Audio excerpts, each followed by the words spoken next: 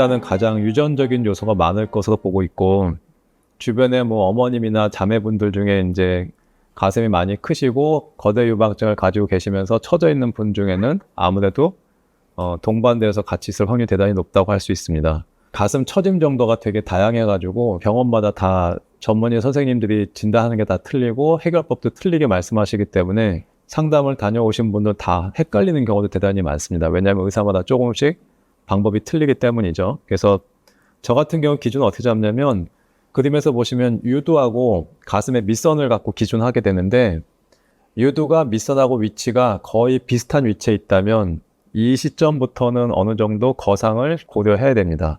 만약에 내 밑선보다 여기 유두가 더 높다, 만약에 한 2cm 정도 높다, 그러면은 그때는 확대만 가지고 밑선 절개를 통해서 어느 정도 처진 그 가슴 모양을 잡아줄 수 있는데, 이 유두가 내 밑선보다 비슷하거나 더 낮거나 그러면 반드시 거상을 해야 되는 것이 맞고요. 뭐 라운드 블락이라든지 아니면은 뭐 버티컬 리덕션이라든지 뭐 여러 가지 방법은 많이 있는데, 큰 가슴을 가지고 있으면서 유두가 밑선보다 똑같은 위치에 있는 것보다 더 낮은 경우, 즉 유두와 밑선하고 위치를 봤을 때 유두가 밑선보다 2cm나 3cm, 심하면은 뭐 8, 9cm 밑에 있는 경우는, 저 같은 경우는 되게 이제 수직 절개를 사용해서 축소거상술을 많이 시행하게 되고요. 이 방법이 좋다고 생각하는 이유는 뭐냐면, 수직절개 흉터 하나는 눈에 띄게 보일 수 있는데, 이제 O자절개는 가슴 밑선에 수평선도 같이 흉터가 있기 때문에 일단 흉터가 더 비교적 적다고 할 수가 있고, 그리고 어느 정도 수직절개 거상을 통해서 가슴 축소 거상을 해도 꽤 많은 사이즈의 볼륨을 줄일 수가 있고, 동시에 환자가 원하는 유두의 높이를 갖다가 맞춰가지고 최대한 거상하는 게 다 가능을 합니다. 저 같은 경우는 이제 위쪽하고 상부 안쪽에 있는 피판을 사용해서 유두의 혈액 공급을 만들어주는 피판술을 많이 사용하게 되는데, 그와 동시에 그 4번, 갈비뼈 4번에서 수직으로 그 유두로 가는 혈관이 하나 있습니다. 그래서 겉에 피부에 있는 상부 안쪽의 피판도 사용하고, 가슴 바닥 쪽에서 올라오는 혈관, 4번 혈관이 하나 올라오는 게 있는데, 그 퍼포레이터 같이 이용해가지고 유두로 가는 혈관경을 만들게 되면은 피부 쪽하고 속에서 올라오는 혈관경이 두세 개가 중복이 되기 때문에 절대 유두 쪽이 조직이 괴사하는 경우가 아예 없습니다. 과거에 그 유방 축소나 거상을 한 다음에 흔하게 생기는 사고가 뭐냐면, 피가 가는 게 너무 부족해가지고 허혈 상태가 생기게 되기 때문에 일부 부분 괴사가 돼가지고 뭐 합병증이 많이 발생하게 되는데, 최근에는 이런 방법들 사용하기 때문에 아주 안전하게 혈관경을 잘 이용해서 도안을 하게 되면은 괴사나 이런 문제 없이 축소 거상을 할 수 있다고 보시면 됩니다. 유두 조직이 상한다든지 피판이 괴사된다든지 그런 합병증 거의 안 생긴다고 보시면 되고, 결론적으로 이제 흉터가 얼마나 남느냐, 그게 중요한데, 수술도 많이 해보면 점점 흉터가 많이 안 보이는 걸 제가 체감하고 있거든요. 가장 중요한 포인트는 이제 수직절개 흉터가 가장 적게 남게 하는 게 가장 중요한데, 그걸 잘 하려면은 디자인이 가장 중요합니다. 가슴 축소거상은 얼마나 정확하게 디자인하느냐가 수술의 거의 8, 90%라고 보시면 되고, 그 다음에 봉합을 할 때 양쪽을 갖다가 서로 간에 이제 당겨가지고 묶어가지고 봉합을 하게 되는데, 저 유방의 실질 조직 안쪽과 바깥쪽을 잘 묶어서 봉합을 잘 해주면 또 유방 조직의 그 장력이 많이 감소하게 됩니다. 즉, 쉽게 설명을 드리면은 수직절개 주변의 하부 쪽에 장력이 많이 감소하기 때문에, 그런 경우에 장력을 잘 줄여주게 되면은 피부 쪽 전달되는 장력까지 많이 감소하게 돼서, 그래서 피부 쪽에 장력이 많이 감소하게 되면은 당연히 상처가 적게 남습니다. 그리고 가장 중요한 관리법은, 그 수술하신 분들이 누워서 주무실 때 속옷을 안 하시게 되면, 이게 누워 계시면은 가슴이 양쪽으로 바깥쪽으로 처지면서 안쪽과 바깥쪽 그 수직절개 부분의 장력이 증가하게 됩니다. 그러면은 흉터에 별로 좋지는 않기 때문에, 저 같은 경우에 수직절개 거상을 통해서 가슴 거상을 하신 분들 같은 경우는 항상 주무실 때도 당분간 한 4, 5개월 정도는 속옷을 잘 해가지고 가슴을 중앙에 모으고 주무시라고 말씀을 드립니다. 그래서 그런 식의 케어를 잘 하시면 생각보다 수직절개 흉터가 많이 보이지는 않습니다. 축소거상의 경우는 출혈이 그렇게 흔하지는 않고, 출혈이 된다 하더라도 아주 소량입니다. 그래서 주변에 약간 멍만 들거나 그런 정도지, 바이탈에 뭐 영향을 줄 정도의 그런 큰 출혈을 거의 겪은 적은 없는데, 다만 문제는 뭐냐면, 이제 출혈량이 너무 과다하거나 많으면 잘못하면 제가 말씀드렸던 그 유두 쪽의 조직에 압력을 가하게 돼서 유두 피판, 즉 유두 쪽이 피부가 조직이 상한다든지 괴사가 될 수 있는 확률이 증가하기 때문에 축소거상하고 나서 가슴이 붓는다든지 많이 아프거나 하시면 반드시 병원에 오셔가지고 현재 수술 상태 확인해 보시는 게 가장 좋다고 할 수 있습니다.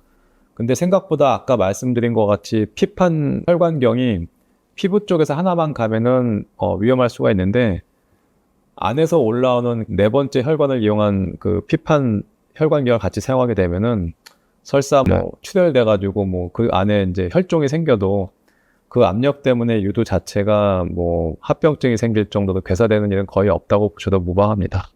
그러니까 가능성은 있으나 그렇게 높지는 않다고 생각하시면 됩니다. 가슴 축소술은 일단은 미관상 뭐 모양을 좋게 하기 위해서 하는 것도 중요한 목적이긴 한데 그 가슴이 많이 크면서 처져 있으면 어깨 결림이 많이 동반되시기 때문에 생활할 때 되게 불편하시거든요. 보통 걱정하시는 게 가장 이제 합병증 걱정하시는데 유두 조직이 손상되거나 그런 합병증은 뭐 거의 걱정 안 하셔도 되는 단계고 그럼 남는 건 뭐냐면은 흉터하고 감각 이상입니다. 왜 감각 이상이 생기냐면 유두 주변에다가 살을 갖다가 떼서 하부 쪽에 유두 로테이션 시켜가지고 위로 집어넣기 때문에 그러면 유두 주변으로 가는 신경이 많이 조직 자체가 끊어지게 됩니다.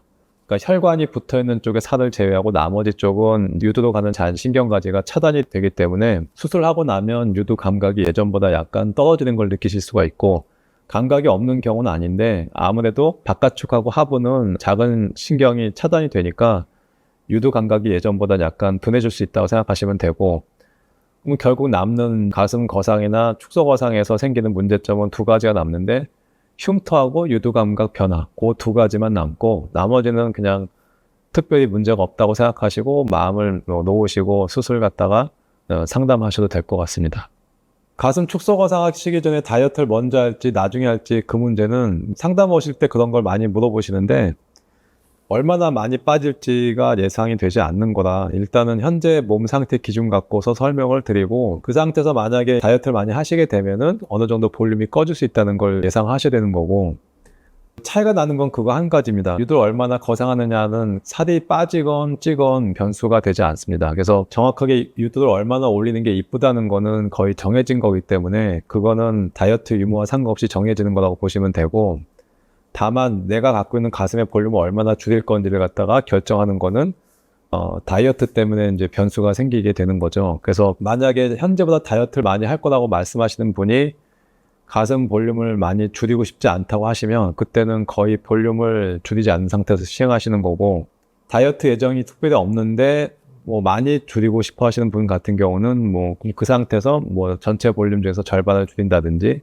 아니면 30%를 줄인다든지 그걸 정해놓고 시행하면 될 것 같습니다. 가슴 축소 거상을 했는데 다시 임신하게 되면은 가슴 조직엔 유선 조직이 있기 때문에 임신 중에 가슴이 커지는 현상이 반드시 동반이 되고 근데 나중에 출산하고 나면 다시 원래도 빠지기 때문에 그거는 문제가 되지는 않습니다. 다만 이제 임신하고 수유 중에 축소 거상을 하게 되면 수유가 잘 안 되거든요. 왜냐면은 이제 그 수직절개 거상을 통해서 축소 거상을 하게 되면은 유선 조직 자체를 갖다가 이전시키기 때문에 그러면은 당연히 유선 조직의 일부만 남게 돼서 충분한 수유가 되지는 않는 거고요. 그 다음에 이제 그 유선 조직이 불었다가 나중에 빠지게 되면은 약간 더 처질 수 있는 확률은 있습니다. 그러니까 뭐 축소 거상 이후에 출산하고 육아를 병행하게 되면 그땐 더 처질 수 있긴 하지만 얼마나 처질지 예상하고 할 수 있는 건 아니니까 감안을 하셔야 될 것 같습니다. 저희가 수술하고 나서 봉합을 하고 거기다 이제 드레싱을 한 다음에 일주일 뒤에 오셔가지고 보정 속옷을 다 오프시키고 그 다음에 이제 일부 봉합살 제거한 다음에 방수 탭을 붙여드립니다. 그래서 수술하고 일주일 뒤부터는 샤워는 가능하신데 가급적 탕에 몸을 담그는 거는 피하라고 말씀을 드리는 거고 되게 가슴 축소 거상은 봉합살을 뽑는 시기가 조금씩은 좀 차이가 나는데 확대의 경우는 일주일째 거의 다 뽑는 것을 원칙으로 하고 있지만은 축소 거상인 경우는 일주일째 봉합살 제거하는 부위가 있고 그 다음에 열흘째 봉합살 제거하는 부위가 있습니다. 그래서 두 번으로 나눠서 봉합살 제거합니다. 근데 이제 목욕이나 이런 거는 샤워는 일주일 만에 할 수 있는 거라서 일주일 이후부터는 샤워가 가능한 거고 물론 그때는 방수 테이프를 붙이고 있는 거고 2주 정도가 되시게 되면 그때는 방수 테이프까지 다 제거하기 때문에 2주부터는 비로소 완전히 편하게 샤워할 수 있게 됩니다.